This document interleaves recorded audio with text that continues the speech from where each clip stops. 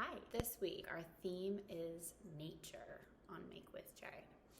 I have my dog here, who is an object from nature, alive, and I have this plant that I brought from New York City, and I have some rocks from the Puget Sound, and I have myself. I am also an object from nature. I am organic, just as you are.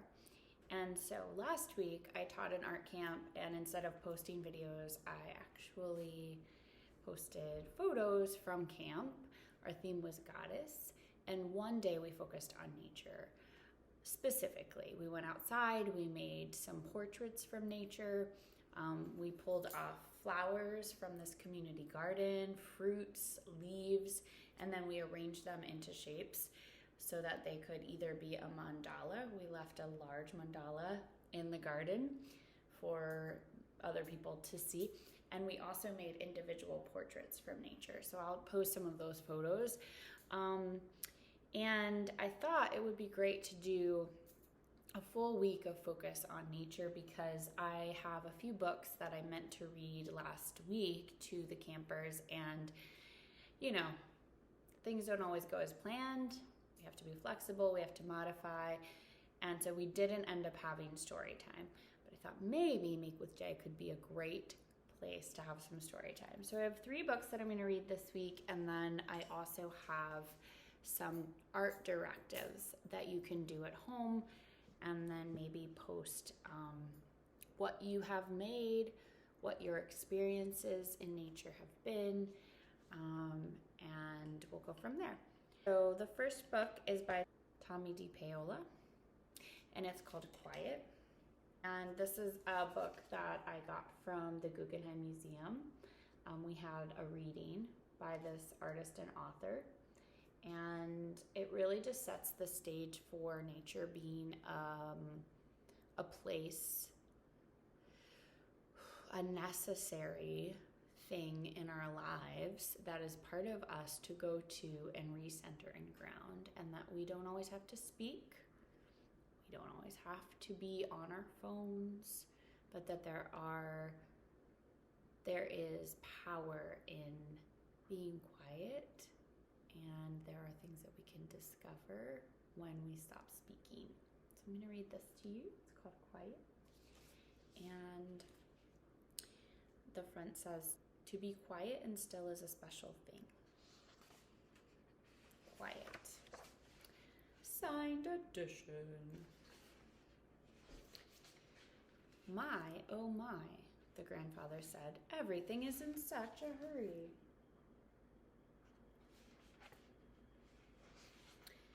"The birds are flying so fast. And our dog is rushing after the ball," said the girl. "I see a frog jumping high into the pond," said the boy.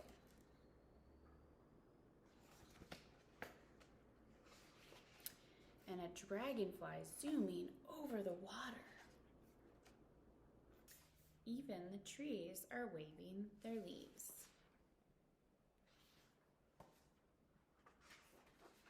"Busy as busy can be." "Let's not be so busy. Why don't we sit here, you next to me?" I love benches.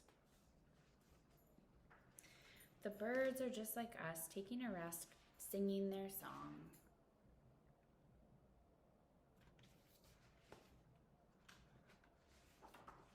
"Our dog is tired. I think he's dreaming."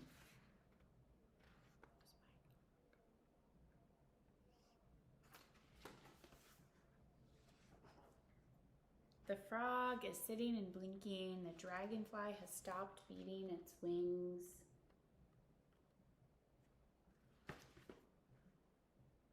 "I'm hearing rap music from a car outside." Speaking of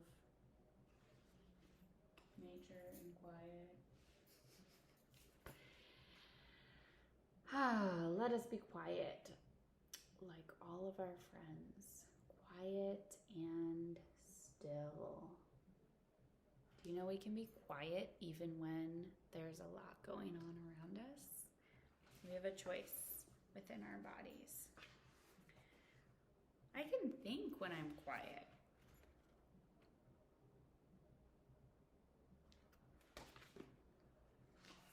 I can see when I'm still. Notice the little ladybug.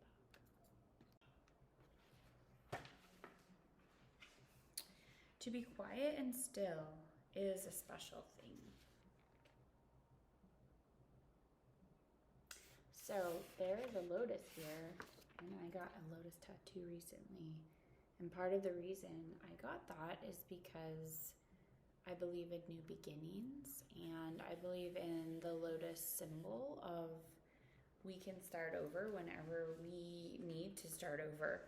And also that there's beauty that comes from hardship. So no mud, no lotus, right? And so I love this, that maybe quiet allows us to contemplate the new things that can come out of maybe the darkness or some of the stuff we've been through. We need time to process. There's so much going on. We also need time to process. The last page says, for all those who know the beauty of quiet and pass it on to others. So there's a few exercises I thought that you could do. You could go into nature and create a mandala, which is like a round shape of anything that you find in nature, filling in the shapes and creating kind of a balanced structure. And this is attached to other cultures. So it's more of an Eastern culture that believes in the circle as being a very, well, I think we all do, but being like this like symbol of balance and organization, and that there's no end, that it's all connected. And so when we think about sun and planets, and we think about even like flowers and plants, they grow in kind of this circular way. That is a part of nature, right? So when we create a mandala, it's kind of like honoring what we see in nature as being this balance. The other thing is what I said before, you can make a portrait. You can do your face like I did with the campers this past week, or you can do your whole body. And so Mendieta is a great artist to look at for that. And I'll just add some resources below around her artwork that basically said like, hey, I am here. I'm putting my imprint into this earth. And I also am very aware that my existence is temporal. And so it's powerful because it's temporary. And often we think about things being important that last. And when we think about the earth and the cycle of the earth, things don't always last, right? But they do, they just change form. And so creating a temporary sculpture and allowing nature to take its course is also a symbol of how we as humans are organic materials that will also eventually go back into the earth and regenerate in a different form. And then I was also thinking about some breathing techniques. And so finger breathing is great. So it's breathing in, stopping out, releasing. Breathing in, out, releasing.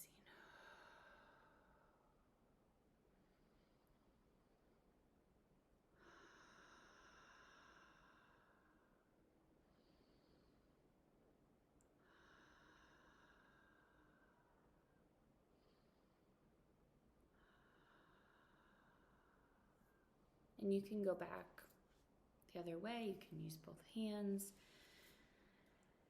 So if you can't connect to nature in a sense that you're going outside and being in nature, you can connect to your body, which is organic in nature, and you can connect to breath, which we all need to survive. So how do we do that in a very tangible way? Finger breathing, I think, is really great with that.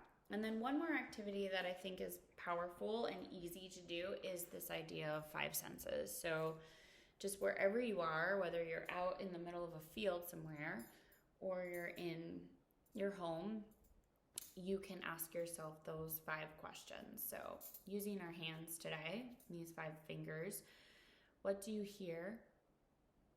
What do you smell? What do you taste? What do you see?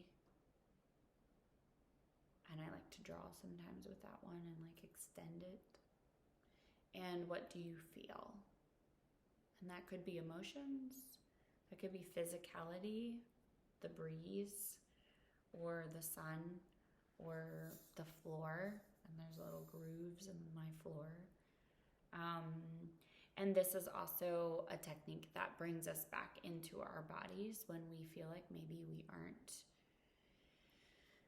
kind of in control of ourselves. So key is we can't control everything around us, but we can control ourselves. And that takes discipline, that takes awareness and patience. And so how can we use these exercises to bring ourselves back into our bodies, into our minds? The more oxygen we have in our bodies, the looser we can be, but also the oxygen goes to our brain and we can think more clearly. And that's why water is also very important as a natural element. So all these things are connected. Once you start down the road of like, what is nature? How does it affect me? How are we all connected? That will just continue. That exploration will continue to go forward. Anyway, this is my Make with Jae Week of Nature. And we will be looking at this book, Quiet, as well as a few other books. Feel free to share anything that you're making or thinking, or maybe a relationship with nature on Make with Jae. And then also you can tag Lift, Hold, Heal on Instagram. I look forward to hearing from you this week.